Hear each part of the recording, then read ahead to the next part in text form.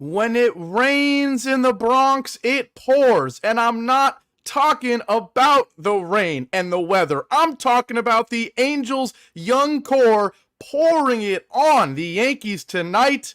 A blowout victory to clinch a shocking series win, one of the wins of the year, one of the series of the year. Let's talk about it on tonight's edition of the Locked On Angels Postcast. When?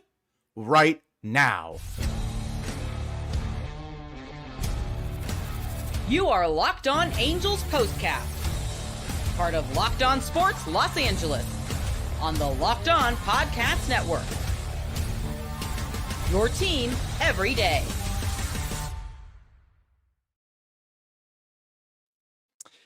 Hello, Halo Nation. Hello, Halo hopefuls. Hello, Postcast people, and welcome to a fired up edition of the Locked On Angels Postcast, coming at you live, as always, after every single Angels game here on the Locked On Sports Los Angeles YouTube channel, and after the fact, wherever you get the Locked On Angels podcast feed. I am Gavin Carlson. If you don't know who I am, I spent 4 years as a credentialed journalist in the LA area, and I am now, of course, a part of the Locked On Podcast Network. And people on the East Coast, Yankees fans, Mets fans, etc., if you don't know who some of these young studs are on the Angels, you do now. Schanuel, Neto, Stefanic, Adell, Moniak. They all go crazy with some help from some veterans as well. Kevin Pillar doing his thing in a shocking 9-4 blowout win where the score might be friendly to the Yankees. This game was over. It was not that close. Angels pour it on the Yankees to not only win this game, but to clinch a series win in a rainy Bronx. And boy, those Yankee fans are going to leave that stadium tonight soaking wet and full of tears as well, because wow, a really disappointing series for them. One of the best series of the year for our Angels. And I know all of you in here are so pumped up like me about it. On tonight's show, we'll talk about Tyler Anderson. We can't forget how good he was. The bullpen, shaky at times, but good enough. We will certainly talk about some of the older guys coming through. Kevin Pillar, got to give him his credit. Brandon Drury actually had a hit. That's a miracle. But, of course, the story of this game and what we will start with is the young core exploding. Not only today for a guy like Zach Neto, he's been unbelievable all series and as of late, but Schanuel, red hot as of late. Stefanic, red hot as of late. And even, like I said, Joe Adell and Mickey Moniak joining the party. Before we jump into this one, couple things. As always, shout out to everybody in here. The comment section is popping, as I knew it would be after a win and series like this. Before you keep leaving those comments, go ahead and hit the like button if you haven't already. Helps me out so much. Lets me know I'm doing well. Lets me know that you guys appreciate what's going on here. And also it boosts me on YouTube's algorithm so that more people can join this community. Secondly, quick shout out to the sponsor of today's show. It is Game Time. Download the Game Time app today, create an account, and use code LOCKEDONMLB for $20 off your first purchase. Terms apply. And where we start is, of course, the obvious story of the game for today. The young core of the Angels. Unreal performance. It started right away. The first at-bat of the game, a Nolan Schanuel solo home run. And the stat of the day right after that happened is the Angels had a first inning lead 18 times coming into tonight. And in those 18 games, 15-3. Make it 16-3 because Schanuel gets a solo home run to start the party, and this lineup kept it going. Ironically, you see 9 runs, you see 14 hits. They only scored in 4 innings, but once again, another 6-run inning in the 5th this time helps the Angels absolutely pull away. And we'll get to the entire performance in terms of, like I was saying, Schanuel, Neto, Adell, Moniak. But I'm going to surprise you guys a little bit. This is my hot take for this game. I don't always have hot takes, but in my opinion, the biggest at-bat of this game was not the Nolan Schanuel solo HR. It was not the Nolan Schanuel RBI single in the top of the 3rd. It wasn't the Kevin Pillar 2 RBI single in the top of the 5th. It wasn't the Joe Adell double that scored all 3. The bases clearing double from Joe Adell. No, it wasn't the Mickey Moniak single that scored Joe Adell. It wasn't the Zach Neto single. I'm going through every single RBI that scored Mickey Moniak. It wasn't any of those. You know what the at-bat of the game was, in my opinion? I want to see if someone in the comments can predict it. I'll give you like 10 seconds. Actually, with the delay, I don't think that's possible. Let me tell you what the at-bat of the game was. It was my boy, the one I have not quietly, but recently been campaigning for. 1 out in the top of the 5th inning, Michael Stefanic. That at-bat, in my opinion, was the at-bat of the game. And arguably, Stefanic's performance, which certainly statistically wise and even, performance wise, was not the best, performance of this game because of the unbelievable stuff we've seen from Nolan Schanuel and Zach Neto and Joe Adell tonight. But I think that this at-bat and this performance from Michael Stefanic might be the most important thing to come out from today. Let me tell you why. Because I just told you the stat about how how the Angels are so good when they score in the first inning, when they get a first inning lead. Part of that makes perfect common sense for any team. You have a better chance of winning the game when you start out ahead. But I think the main reason why is because what I've been arguing all year, this is a momentum team. And so many times we see this team lay an egg in the first couple of innings, and then they just lay that egg. They get shut down by the opposing starter, and they don't do anything until they're already down 7-0 in the 8th inning. How many times have I said that? How many times have you seen that as an Angels fan? Tonight, we get the first inning run from Nolan Schanuel, thanks to that solo shot. We get a run in the third as well. But still, it didn't really feel like this was a game the Angels were going to explode in. It felt like a game that was going to be low scoring and close. Tyler Anderson was shoving, right? But it's not like this lineup was looking unstoppable. You had a solo shot, and you had a good inning in the third where you score 1 run. In the 5th inning, Michael Stefanic turned this game around.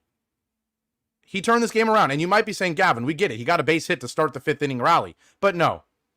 Cortez was okay. He was okay. The main thing with Cortez was, coming into this game, he struggles his second time through the lineup. The average was like over 285 for opposing lineups on his second time through.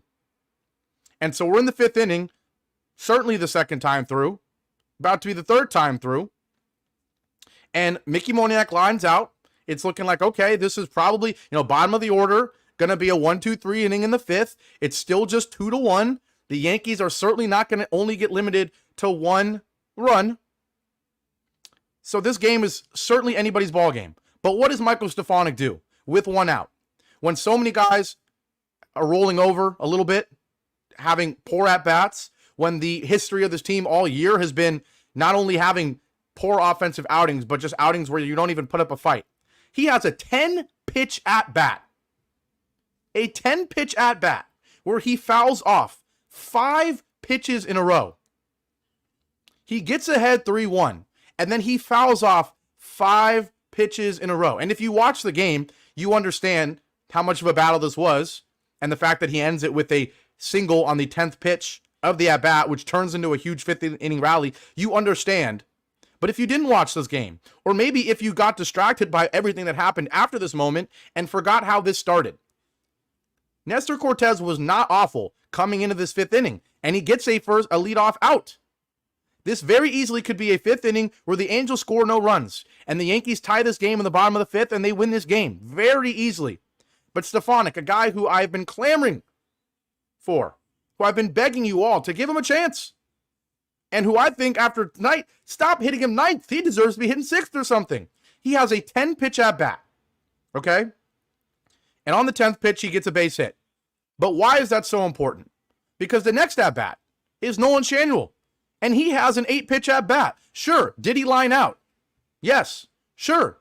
Did Juan Soto make a nice play? Yes. But look what just happened. In those 2 at-bats, you've now had 18 pitches. 18 pitches against Nestor Cortez. And a lineup that's looking like it's not really going to explode. It's been solid, but doesn't look like it's going to explode. All of a sudden, 18 pitches. A great at-bat from Stefanic, a good at-bat that just doesn't work out for Schanuel. But then what? Neto comes up, rips a double on the second pitch of the at-bat, gets 2 fastballs, and why do you think Cortez went back-to-back fastball? despite going against Zach Neto, who's been ripping fastballs and sinkers for grand slams and 3-run homers. Why? Because he just had 18 pitches in 2 at-bats. He's trying to get through this 5th inning so he can maybe pitch in the 6th while hoping his lineup gives him some run support. So he's thinking, okay, let's throw some fastballs right there, quickly get through this Neto at-bat, and continue with this game and turn this around. Because of Stefanic's 10-pitch at-bat, which inspired Nolan Schanuel's 8-pitch at-bat. So then he forces 2 fastballs. Neto gets a high and in fastball. What do you think he's going to do? He rips it for a double because he is one of the hottest hitters on the planet right now, Zach Neto.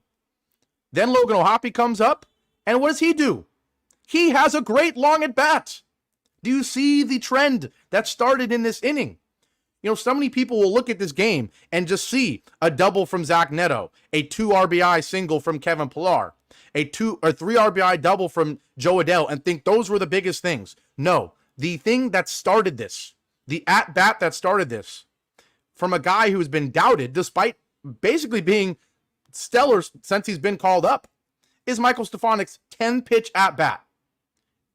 It not only started a rally, but it started good at-bats. Even the Schanuel out was a great at-bat. So then Logan O'Hoppe has a 7-pitch at-bat where he forces a walk.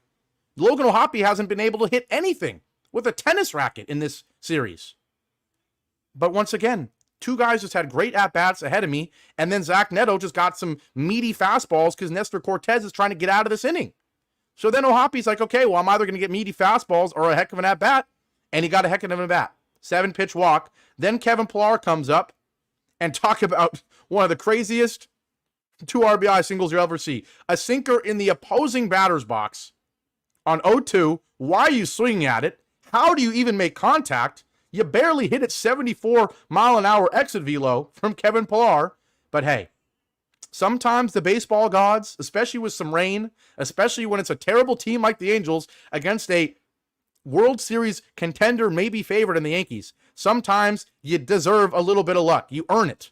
And Stefanic, Schanuel, Neto, O'Hoppe, all before Pillar, they earned this little bit of luck from Kevin Pillar, who gets a 2-run single. Just like that. It was when Stefanic came up, it was 2-1.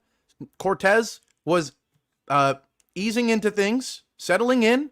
Easily could have stayed 2-1. Now it's 4-1. Cortez has to get pulled for De Los Santos. And then what? Miracles happen. Anthony Rendon has a good at-bat. Joe Adell comes up with the bases loaded, and like I said, 2-2 against De Los Santos, gets a fastball right down the middle and rips it. Weird play off the glove of Soto, or deflected by Soto. Weird play. All 3-run score, though. It's kept going. Drury hit by a pitch. Mickey Moniak single scores a run. Finally, the inning ends on some craziness, but an 6-run 5th inning.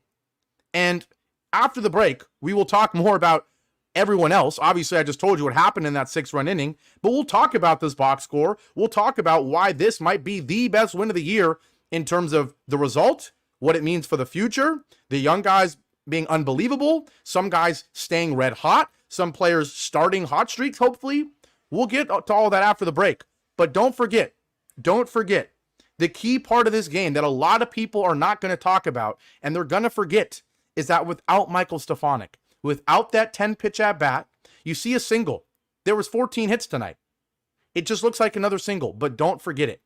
10-pitch at-bat, unbelievable, starts a rally, and starts a new mentality for a lot of these hitters. Let's have long at-bats. Let's make it hard on Nestor Cortez. Let's get him out of the game, and let's bust this game open. Don't forget that. Give Stefanic his credit.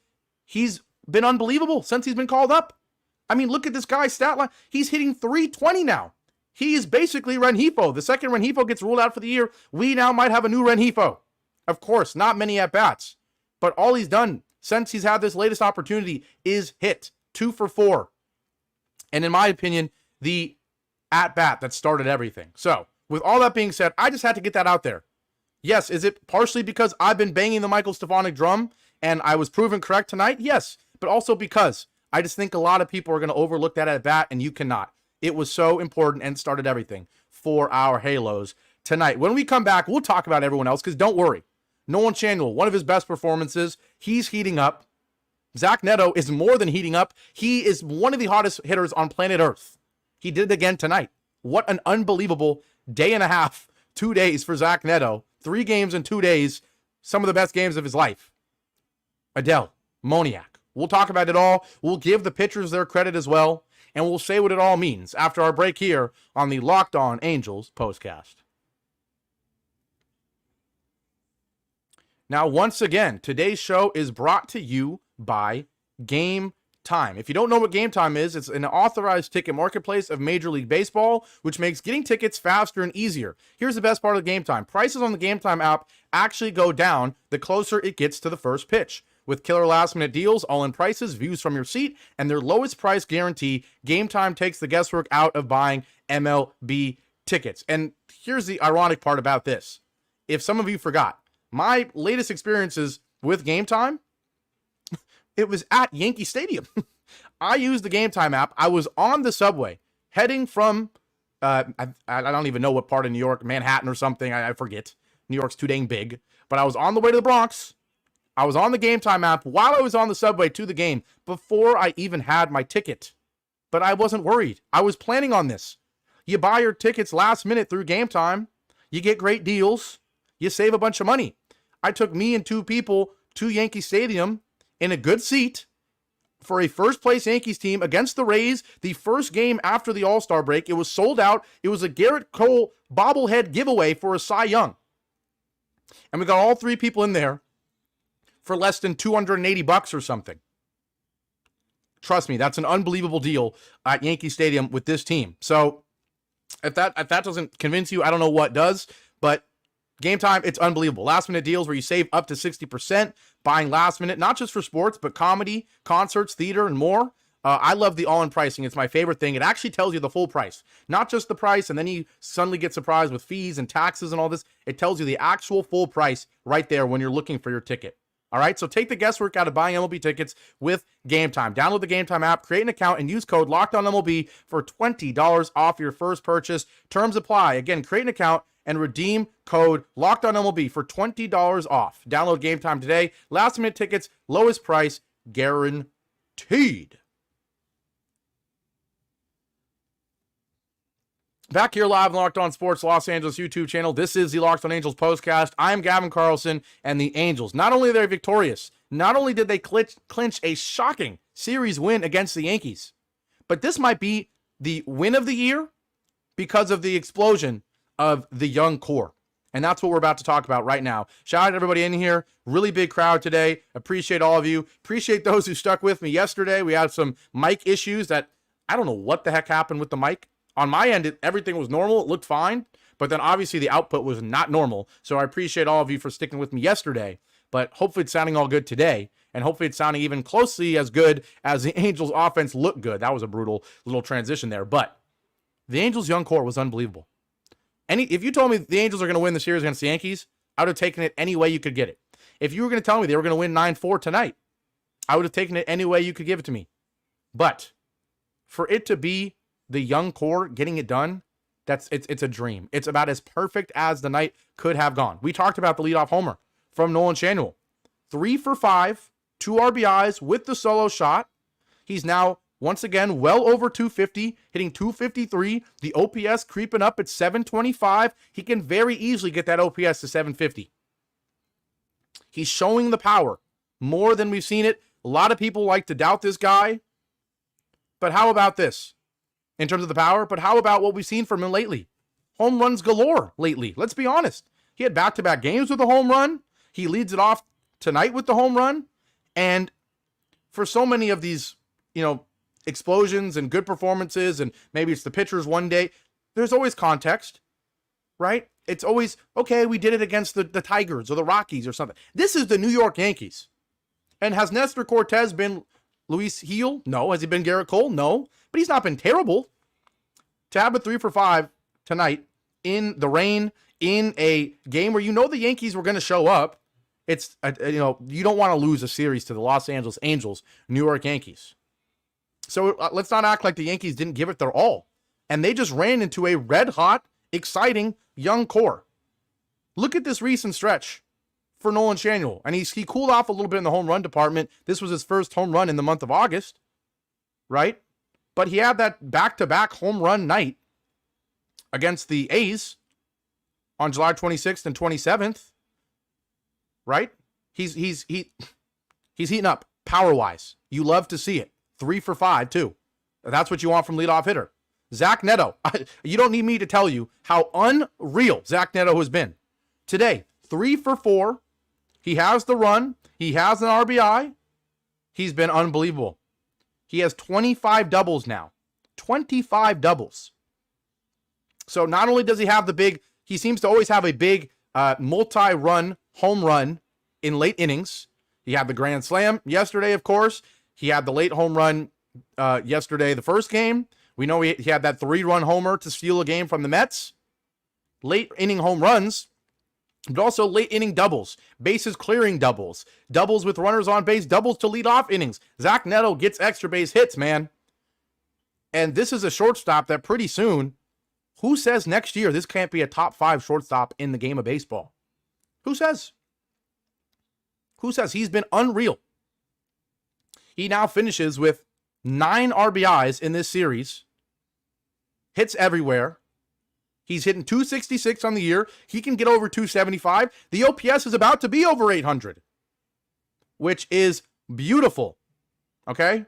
Like elite stuff with an above average glove. No, you don't need me to keep telling you. Zach Neto is a superstar.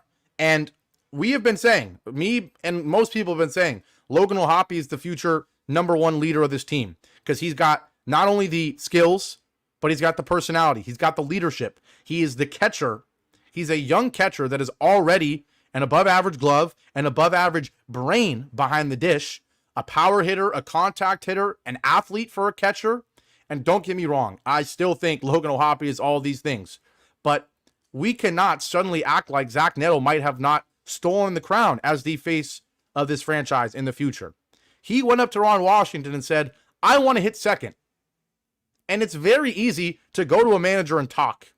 It's a lot harder to do that and then respond, not only with good enough, not only with okay, acceptable, satisfactory since you did that. How about your best stretch of the year, maybe of your career, since you did that?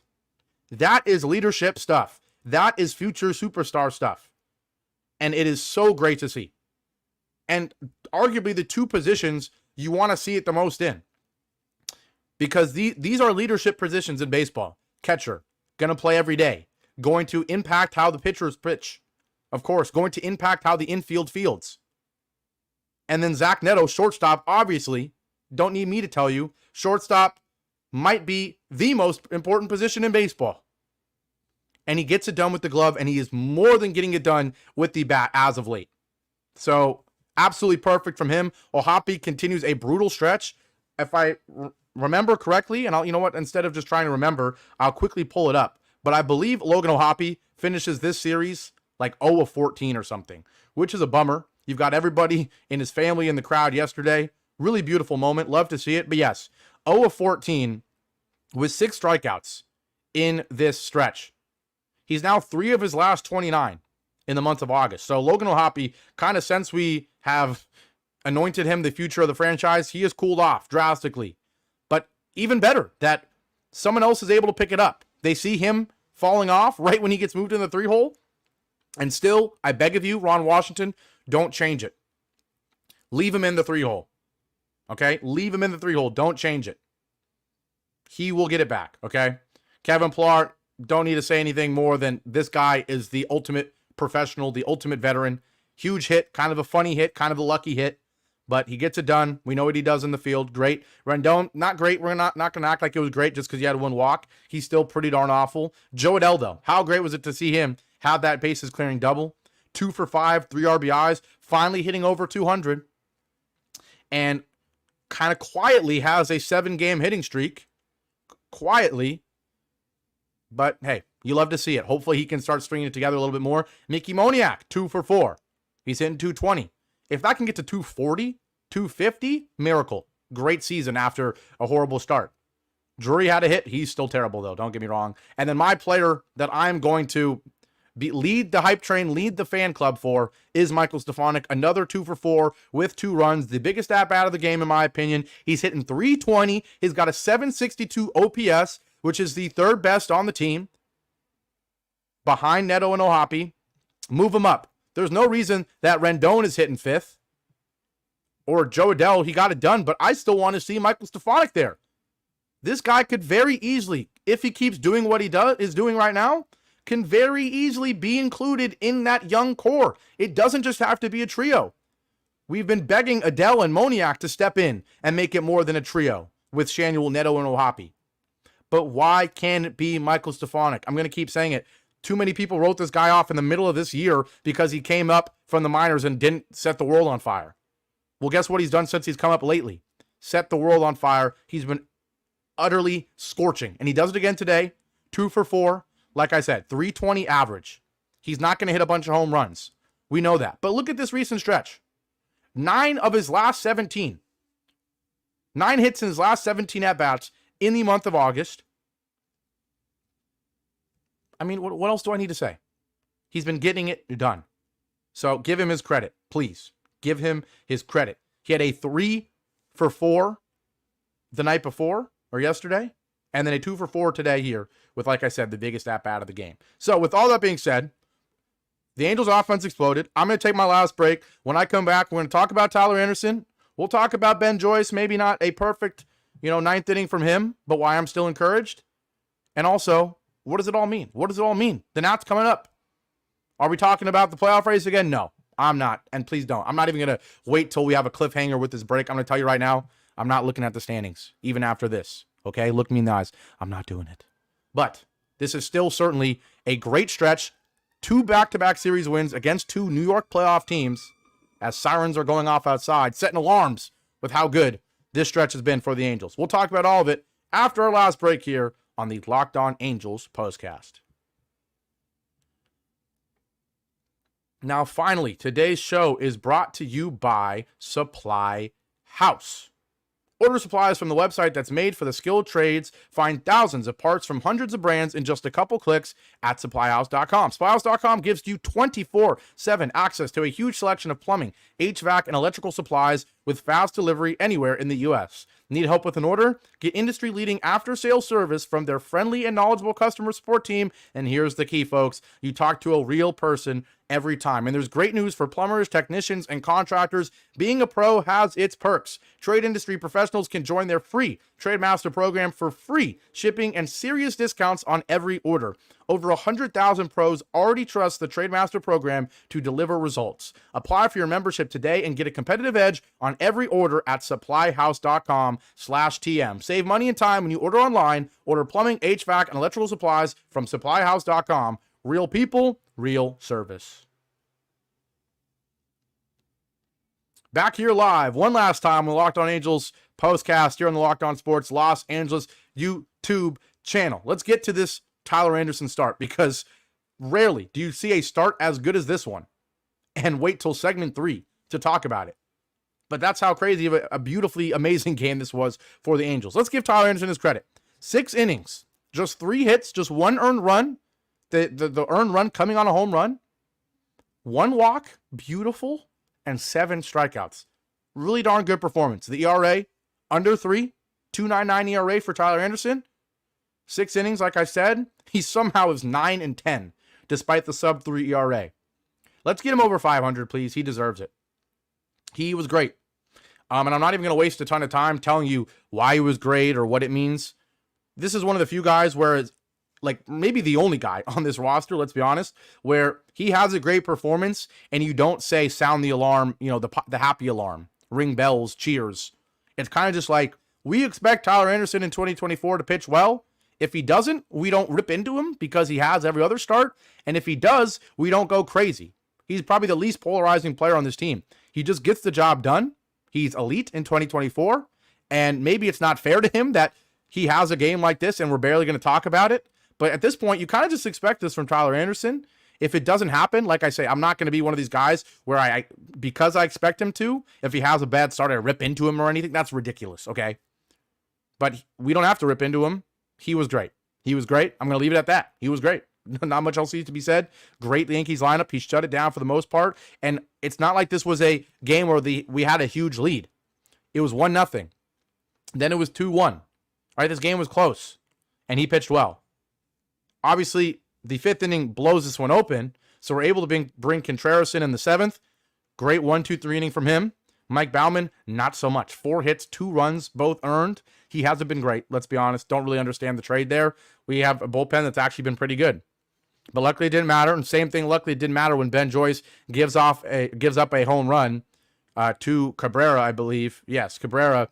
Just kind of one of those cases of he falls behind 2-0. Then he has to throw a meatball fastball right down the middle. And Cabrera just did what you're supposed to do against a guy who throws a 102-mile-an-hour fastball right down the middle. Just get your bat on it, especially in Yankee Stadium. Just get your bat on it, hit it over 370 down the line, and it's getting out in this tiny ballpark. That's what he did. But other than that, Ben Joyce was good. Once again, Ron Washington, the whisperer on the mound, deserves his credit. He comes out. He tells Ben Joyce, just throw the darn strike, okay? Throw strikes. We're up by 5 runs even after the home run. Just throw strikes. Get us out of here. That's exactly what Ben Joyce did to close out the game. We're going to get to your comments. There's a lot, obviously, because what a win. And then we'll wrap it up, let you enjoy this Thursday night, and then we'll talk about the Nats. Jeff leading us off as always, and he says, why can't we do this every game? Happy we beat the Yankees. Yeah, what a series win. Some joking between him and Fud Alex because he thought he jinxed it, but he did not. Yes, Fud Alex says series win. Angels win series versus World Series contenders, but can't win versus non-World Series contenders. Why is that? Why is that? Honestly, I think it's because this team is young and inconsistent. And I don't think it's because they're playing a good team, they play better type of thing. I think this is just a team full of young, inconsistent guys that at their best can beat anybody. This core, Schanuel, Neto, O'Hoppe, Moniak, Adell, Stefanic.